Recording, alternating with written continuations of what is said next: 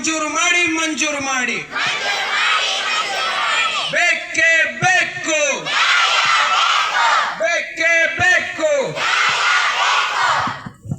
ಕಾರಿನೂರು ಸರ್ಕಾರಿ ಶಾಲೆಗೆ ಹೊಸ ಕಟ್ಟಡವನ್ನು ಕೊಡಲೇಬೇಕು ಕೊಡಲೇಬೇಕು. ಬೇಕೇ ಬೇಕು ಬೇಕೇ ಬೇಕು.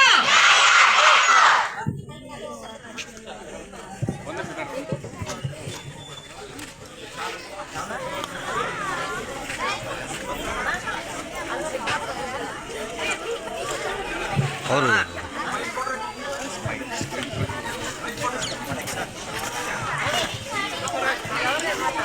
ಇಲ್ಲ ಇಲ್ಲ ಇಲ್ಲ ಕಾರಿನೂರು ಗ್ರಾಮದ ಎಲ್ಲ ಗ್ರಾಮಸ್ಥರೇ, ಹಿರಿಯರೇ, ನಾಗರಿಕರೇ, ವಿದ್ಯಾರ್ಥಿಗಳೇ, ಕಾರೂರು ಗ್ರಾಮಕ್ಕೆ ಕೊಠಡಿಗಳ ಅವಶ್ಯಕತೆ ಇರೋದ್ರ ಬಗ್ಗೆ ನಮ್ಮ ಗಮನಕ್ಕೆ ಬಂದಿದೆ. ಸಾಕಷ್ಟು ಸರಿ ಗ್ರಾಮದ ಎಲ್ಲ ಹಿರಿಯರು ನಮಗೆ ಮಾಹಿತಿ ನೀಡಿದ್ದಾರೆ. ಇದಕ್ಕೆ ಸಂಬಂಧಪಟ್ಟಂತೆ ನಾನು ನಮ್ಮ ಮೇಲಾಧಿಕಾರಿಗಳ ಜೊತೆ ಚರ್ಚೆ ಮಾಡಿದ್ದೀನಿ. ಇಲ್ಲಿ ಅವಶ್ಯಕತೆ ಏನೇನಿದೆ ಅದರ ಬಗ್ಗೆ ಈಗಾಗಲೇ ನಾವು ವರದಿ ಸಲ್ಲಿಸಿದ್ದೀವಿ. ಇನ್ನು ಮಂಜೂರು ಆಗಿಲ್ಲ ಹಣ. ಕೂಡಲೇ ಮತ್ತೊಂದು ಸರಿ ನಾವು ಪ್ರಸ್ತಾವನೆಯನ್ನು ಸಲ್ಲಿಸಿ ಹಣ ಮಂಜೂರು ಮಾಡಲಿಕ್ಕೆ ನಾವು ಮೇಲಾಧಿಕಾರಿಗಳಿಗೆ ಕ್ರಮ ವಹಿಸಿ ಖಂಡಿತವಾಗ್ಲೂ ನಾವು ಇಲ್ಲಿ ಏನಿದೆ ಮಕ್ಕಳಿಗೆ ಅವಶ್ಯಕವಾಗಿ ಬೇಕಾಗಿರುವಂಥ ಕೊಠಡಿಗಳು, ಶೌಚಾಲಯಗಳೇನಿದೆ ಅದನ್ನು ಮಂಜೂರು ಮಾಡಿಸ್ಲಿಕ್ಕೆ ನಮ್ಮ ಪ್ರಾಮಾಣಿಕ ಪ್ರಯತ್ನ ಮಾಡ್ತೀನಿ ಅಂತ ಹೇಳಿ ಗ್ರಾಮಸ್ಥರಲ್ಲಿ ನಾನು ವಿನಂತಿ ಮಾಡ್ಕೊಳ್ತೇನೆ. ಸರ್ ಹೊಸ ಬಿಲ್ಡಿಂಗೇ ಸರ್ ಮಾಡ್ತಾ ಇದ್ದಾರೆ ಸರ್. ಹೊಸ ಬಿಲ್ಡಿಂಗಿಗೆ ಕೊಡ್ತೀವಿ ಸರ್. ಅಲ್ಲ ಇಲ್ಲಿ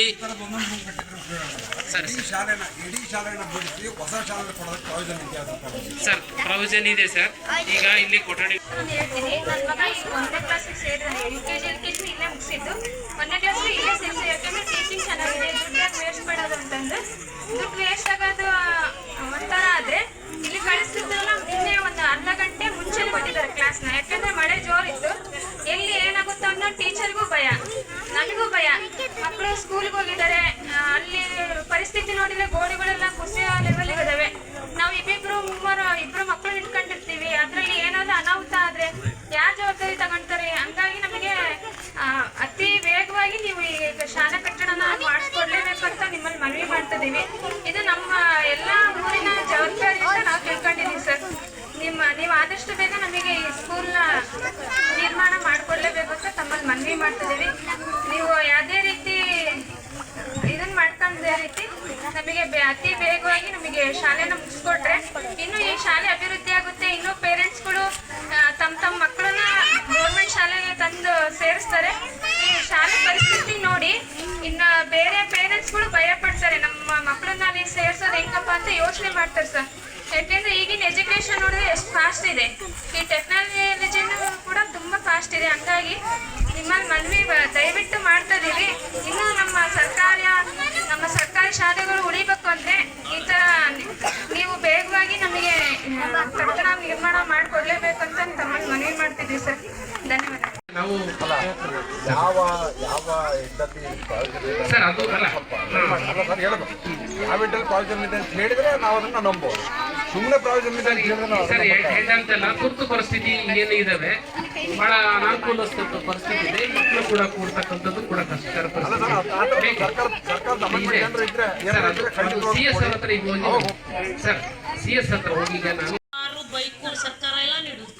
ನಮ್ಮಂತವರಿಗೆ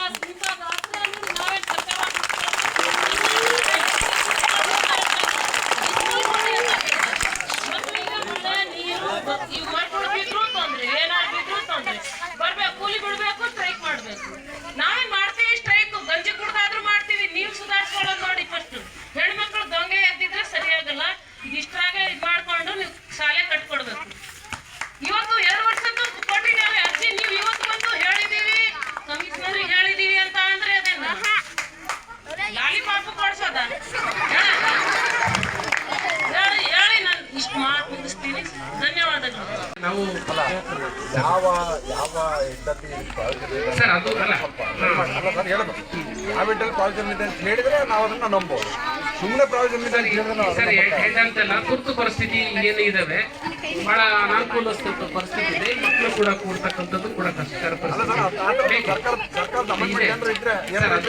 CS ಹತ್ರ ಈಗ ಹೋಗಿ ಸರ್, CS ಹತ್ರ ಹೋಗಿ ಈಗ ನಾನು